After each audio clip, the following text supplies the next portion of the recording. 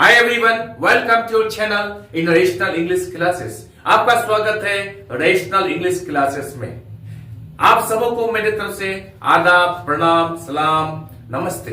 प्यारे बच्चों, आज हम लोग पढ़ेंगे सिंपल फ्यूचर टेंस के बारे में। सिंपल फ्यूचर टेंस को हम लोग फ्यूचर इंडेफिनिट टेंस भी कहते हैं। चले हम लोग सिंपल फ्यूचर टेंस को पढ़ने के पहले हम लोग कुछ सेंटेंसेस को लेते हैं।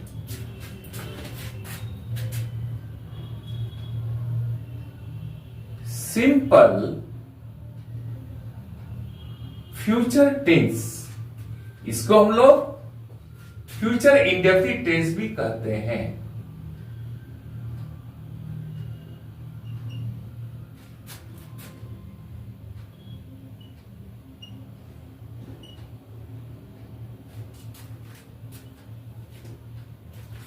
पहला सेंटेंस लेते हैं, पहले ही खाली जगह है यहां पर और लिखा हुआ है He come with us।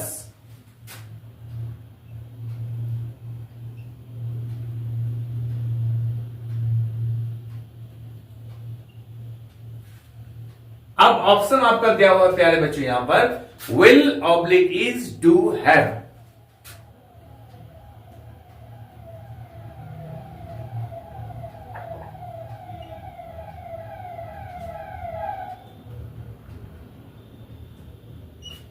ये क्वेश्चन आया है 2019 का साइंस और कॉमर्स में। समझ गए। दूसरा क्वेश्चन लेते हैं, सी डैश, यहां पर खाली जगह है, बी एबव 40।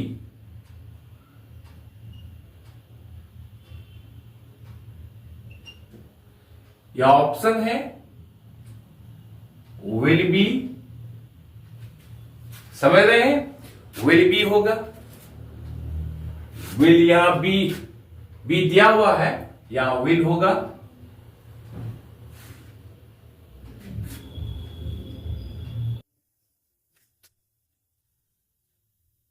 इज बी जो ऑप्शन चुनना है। नीड्स, यूज टू,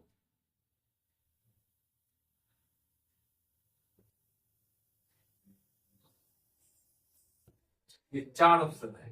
ये 2020 का साइंस और कॉमर्स में है।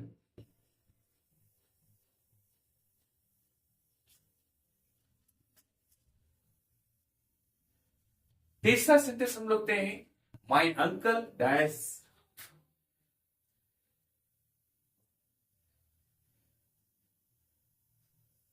Dash a source of inspiration for me।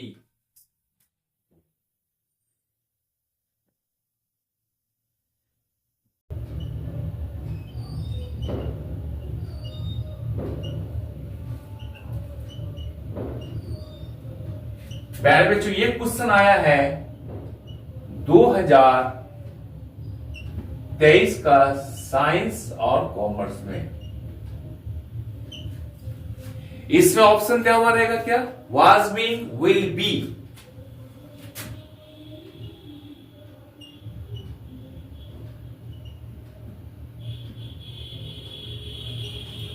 Was being, will be, समझ रहे हैं। Is being, had been.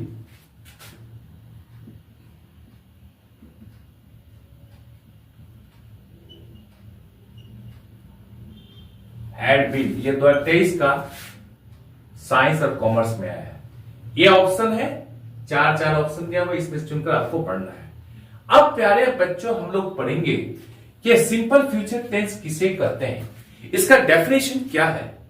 हम लोग कह सकते हैं वह काम जो फ्यूचर टाइम में मामूली तौर पर या साधारण रूप से किया जाए उसे हम सिंपल फ्यूचर टेंस या फिर फ्यूचर इंडेफिनिट टेंस का सेंटेंस कहेंगे।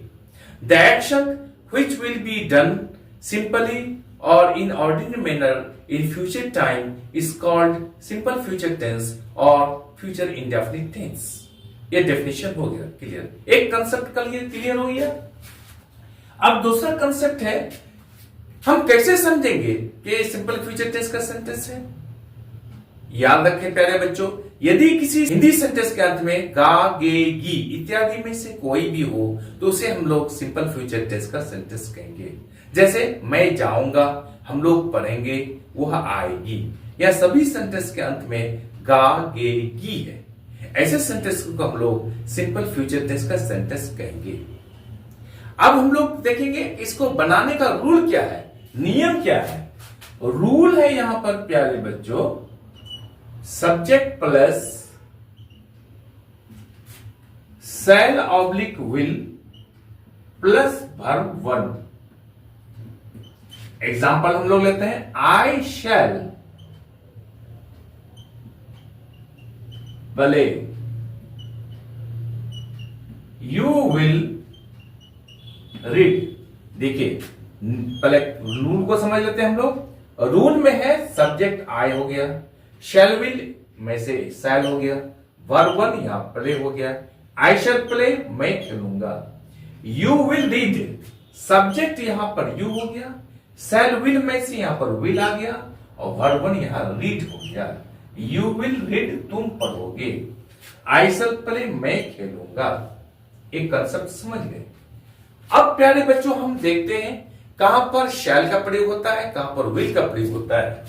नॉर्मली हम लोग साधारणतः जानते हैं कि आई तथा वी के साथ शैल का प्रयोग होता है, बाकी सभी सब्जेक्ट के साथ विल का प्रयोग होता है।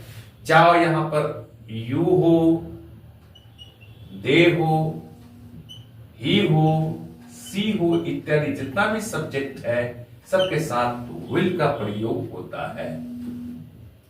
समझ गए? आई और वी के साथ शैल का प्रयोग किया जाता है। अब प्यारे बच्चों हम लोग देखते हैं क्या कि आई शैल और आई विल, अगर हम लोग बोल लिखते हैं यहां पर आई शैल और आई विल, याद रखिएगा स्पोकन इंग्लिश में आई शैल बोलेंगे तो आयल ही आएगा, आई विल बोलेंगे तो आयल ही आएगा। याद रखिएगा। हम लोग जानते हैं कि आई और विल के साथ शैल का प्रयोग होता है, लेकिन इसके साथ भी विल का प्रयोग होता है। कब? जब बहुत जरूरी होता है तब। किंतु अमेरिका में क्या होता है, वहां कभी भी शैल का प्रयोग नहीं किया जाता है। फ्यूचर इंडेफिनिट में हमेशा वहां पर विल का प्रयोग किया जाता है, क्योंकि हम लोग स्पोकन में देखते हैं यदि हम स्पोकन में बात करते हैं आई शैल बोलेंगे आई विल बोलेंगे तो आयल ही आएगा। यहाँ पर शॉर्ट एंड वर्ड आयल।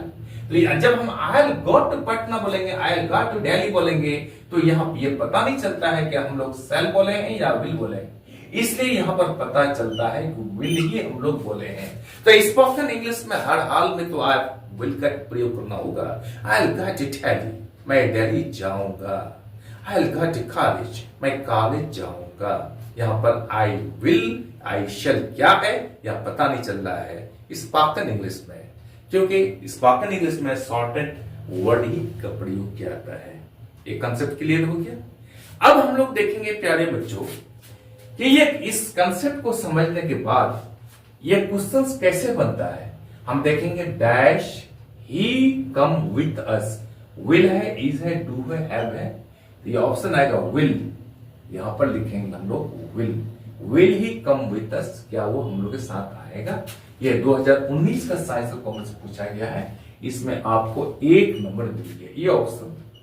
दूसरा क्वेश्चन देखते हैं सी डैश बी एबव 40, वो 40 साल से अधिक होगी। विल होगा या इज बीइंग होगा या नीड्स होगा, यूज्ड टू होगा। तो प्यारे बच्चों यहाँ पर विल ऑप्शन आएगा, यहाँ पर लिखे हम लोग विल बी, इसमें भी आपको 1 नंबर मिल गया। सी विल बी एबव 40। तीसरा क्वेश्चन लेते हैं माय अंकल डैश, ये source of inspiration for me. Source का अर्थ होता है स्रोत या जरिया, इंस्पायरेशन है प्रेरणा। मेरा अंकल मेरा क्या है, मेरे लिए स्रोत का या इंस्पायरेशन का प्रेरणा का जरिया है, स्रोत है।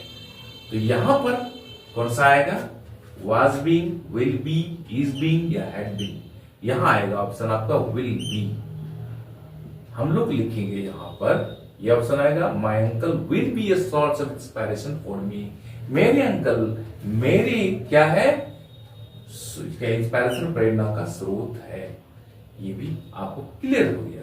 ये 2023 का साइंस और कॉमर्स में आया। प्यारे बच्चों आज हम लोग यहीं तक रखते हैं।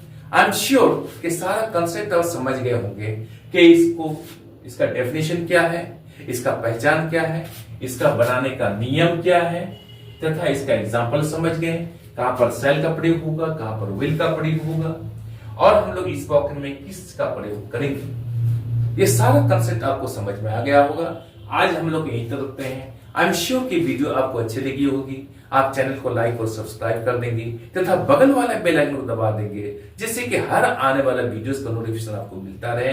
प्यारे बच्चों, यदि आप थोड़ा सा लाइक, सब्सक्राइब, शेयर कर देते हैं, इससे मेरा हृदय बाग बाग हो जाता है, काम करने का उत्साह बढ़ जाता है। आपसे विनती है कि आप लाइक और सब्सक्राइब कर दें। बाय।